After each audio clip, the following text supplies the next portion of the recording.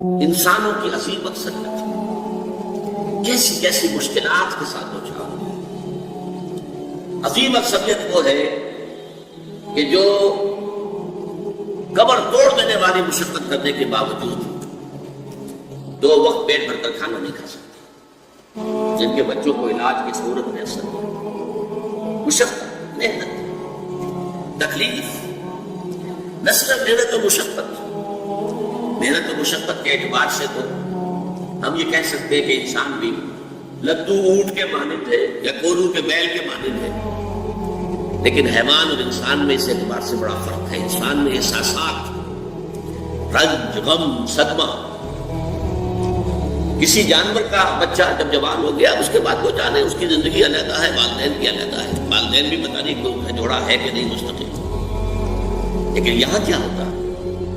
یہاں جس اولاد کو پالا پوسا، جنہیں اپنے جگر کے ٹکڑا سمجھ کر اور اپنا پیٹ کاٹ کر جن کو پالا ہے، اگر وہی بیٹا جوان ہو کر سینہ تان کر بات کرتا ہے، یا جیسا کہ آپ سنتے ہیں باپ پر ہاتھ اٹھا لیا ہے، ماں کو مار دیا ہے، قتل کر دیا ہے، جو صدمہ اس وقت انسان کو ہوتا ہے کیا کسی حیوان کو ہوتا ہے؟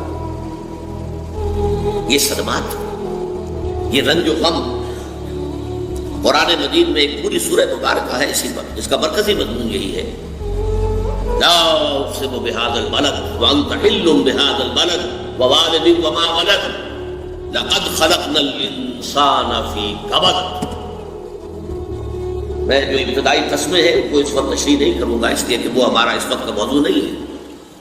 اسی پر قسمیں کھائی اللہ نے 3، لا اقسم بهذا البلد وانت حل بهذا البلد ووالد وما ولد، 3 قسمیں کھائی۔ بات کیا کہی؟ ہم نے انسان کو محنت اور مشقت ہی میں پیدا کیا ہے۔ محنت اور مشقت ہر انسان کا مقدر ہے۔ عام طور پر سمجھا یہ جاتا ہے کہ غریب لوگوں کے لیے یہ معاملہ ہے، نہیں، اصل میں محنت اور مشقت کی شکلیں مختلف ہیں۔ کوئی شخص دفتر میں بیٹھا ہوا مشقت کر رہا ہے، کسی کی ذہنی مشقت زیادہ ہے، کسی کی جسمانی مشقت زیادہ ہے۔ یہ جسمانی مشقت والا جو ہے تھک ہار کر رات کو سوتا ہے تو صبح کی خبر لائے گا، وہ پوری طرح ٹانگیں پھیلا کر سوتا ہے۔ اور یہ جو ذہنی مشقت کرنے والے ہیں، لمبی لمبی کاروں میں چلنے والے ہیں اور بڑے بڑے محلوں میں رہنے والے، ایئر کنڈیشنڈ آفیسز اور بنگلوں میں رہنے والے، ان کی راتوں کی نیند خراب ہو جاتی ہے۔ ان کو جو مسائل درپیش ہوتے ہیں، انہیں جو صدمے ہوتے ہیں، انہیں جو فرسٹریشن ہوتی ہے، یہ نقصان ہو گیا ہے، یہ معاملہ ہو گیا ہے، فلاں نے یہ کر دیا ہے، فلاں پرابلم پیدا ہو گیا ہے، یہ ساری چیزیں جو ہیں یہ مستقل مزدور کے لیے نہیں ہوتی۔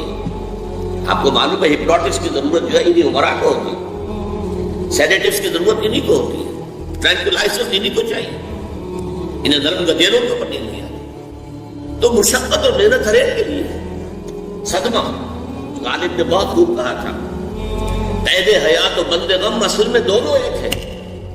موت سے پہلے آدمی غم سے نجات پائے کیوں؟ یہ انسان کا مقدر ہے، یہ تو ہو کر رہنے والی شے ہے۔ غم تو رہے گا، صدمہ رہے گا۔ آپ کو شاید یاد آیا ہو، ایک بڑی عظیم ہستی گزری ہے انسانی تاریخ میں، گوتم بدھ، کپل وستو کا شہزادہ، at the prime of his youth, 30 برس کی عمر، اس نے مشاہدہ کیا لوگوں کو، لوگ دکھوں میں ہیں، لوگوں کے لیے مصیبتیں ہیں، لوگوں کے لیے تکلیفیں ہیں۔ ایک اندھا آدمی دیکھا اپنے چلتا ہوا جو ٹھوکر کھا کے گرا اس کے گھروں کے سامنے، اس نے سوچا یہ کیا ہو رہا ہے، کیوں یہ اندھا کیوں ہے؟ کسی کو اندھا پیدا کر دیا جاتا ہے، پیدائش کے اندھا۔ کسی والدین کے سامنے اس کا بچہ جو ہے دم توڑ رہا ہے، کچھ نہیں کر سکتے، ٹک ٹک نیدم دم نہ کشیدو، جا رہا ہے تمہارے ہاتھوں میں سے، نکل رہا ہے، جا رہا ہے۔ قرآن مجید میں بھی سورہ واقعہ میں قسم کھائی گئی ہے، فلولا ان کنتم غیر مدینین ترجعونها ان کنتم صادقین، واپس لے سکتے ہو تو لے لو، موت کے پنجے سے چھڑا لو اگر تمہارے اندر کوئی طاقت ہے۔ نہیں جا رہا ہے، رو رہے ہیں۔ یہی وجہ ہے کہ پھر وہ اس فکر میں، یہ دکھ کیوں ہے انسان کا مقدر، اس کا سبب تلاش کرنے کے لیے پھر اس سے نکلنے کا راستہ کیا، اس سے نجات کیسے ہو، نروان کیسے ملے۔ اور آپ کو معلوم ہے 30 برس کی عمر میں جوانی کا دور، جوان بیوی کو رات کو سوتے ہوئے چھوڑ کر گیا ہے، شیر خوار بچہ چھوڑ کر گیا، محل چھوڑ کر جا کر خاک چھانی ہے، کہاں کہاں پھرا ہے، کن کن رشیوں منیوں کی خدمتیں کی ہیں، کہاں کہاں گیا ہے، کتنا وقت لگایا ہے، کن کن جنگلات جو ہے اس کے خاک چھانی ہے اس نے۔ بہرحال اسے کیا ملا کیا نہیں ملا یہ میں اس سے بحث نہیں کرتا، اس لیے کہ ظاہر بات ہے کہ وہ حضرت مسیح علیہ السلام سے بھی قبل کی شخصیت ہے، اور اکثر لوگوں کی تعلیمات بگڑ گئی ہیں۔ حضرت مسیح علیہ السلام کی تعلیمات اگر قرآن مجید ہمیں نہ بتائے تو ہمیں کیسے معلوم ہو کہ ان کی اصل تعلیم کیا ہے؟ عیسائی جس مسیح کو ماننے والے ہیں اس مسیح کو تو ہم نہیں مانتے، اللہ کا بیٹا تو ہم نہیں مانتے، لیکن اگر قرآن مجید واضح نہ کرتا تو ہمیں کیسے معلوم ہوگا؟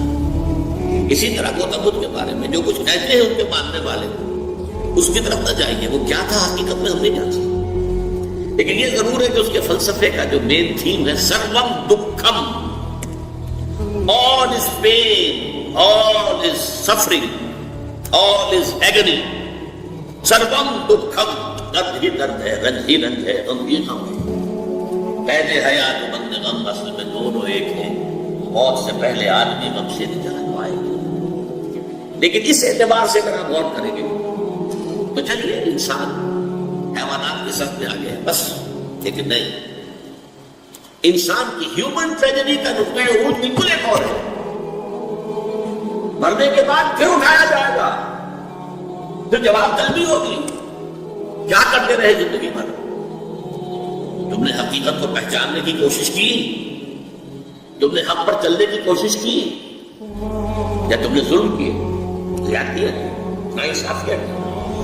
آؤ حساب کو، حیوان سے یہ محاسبہ نہیں ہے، نباتات اور حیوانات اس سے بنی، انسان ہے، اس پر بھی ایک سورت ہے قرآن مجید کی، سورۃ الانشقاق، یا ایھا الانسان انک کادح الی ربک قدحا فملاقیہ، اے انسان تیرا معاملہ یہ ہے تو مشقت پر مشقت جھیل کر، تکلیفیں پر تکلیفیں برداشت کر کے پھر ایک دن اپنے پروردگار کے حضور میں حاضر ہوگا جواب دہی کے لیے۔ ثم لتحسبن بما تعملون، حضور کی ایک خطبے میں جو الفاظ آتے ہیں، واللہ لتموتن کما تنامون، خدا کی قسم تم سب مرو گے جیسے کہ ہر روز شام کو سو جاتے ہو، رات کو سو جاتے ہو، یہ نیند بھی موت کی بہن ہے۔ ثم لتبعثن کما تستيقظون، لیکن پھر جیسے روزانہ صبح بیدار ہوتے ہو ایسے ہی ایک صبح قیامت آئے گی کہ سب اٹھا لیے جاؤ۔ ثم لتحسبن بما تعملون، پھر تمہارا محاسبہ ہوگا، that grand accountability، وہ مسئولیت عظیم، پوری زندگی کا حساب، چھوٹی سی چھوٹی باتیں۔ وَمَنْ يَعْمَلْ مِثْقَالَ ذَرَّةٍ خَيْرًا يَرَهُ وَمَنْ يَعْمَلْ مِثْقَالَ ذَرَّةٍ شَرًّا يَرَهُ، ذرے کی ہم وزن نیکی ہوگی وہ بھی سامنے پاؤ گے، اور ذرے کی ہم وزن بدی ہوگی وہ بھی سامنے پاؤ گے۔ انسان چیخ اٹھے گا، مَا لِهَٰذَا الْكِتَابِ، یہ اعمال نامہ کیسا ہے، لَا يُغَادِرُ صَغِيرَةً وَلَا كَبِيرَةً إِلَّا أَحْصَاهَا، اس نے تو نہ چھوٹی چیزیں چھوڑی ہیں نہ بڑی چیزیں چھوڑی ہیں، تمام کا احاطہ کر لیا، وہ محاسبہ ہوگا۔ چڑھے دے سورج ڈھل دے ویکھے،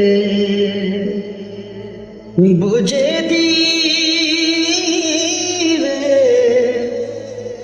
بڑھ دے ویکھے، چڑھے دے سورج ڈھل دے ویکھے۔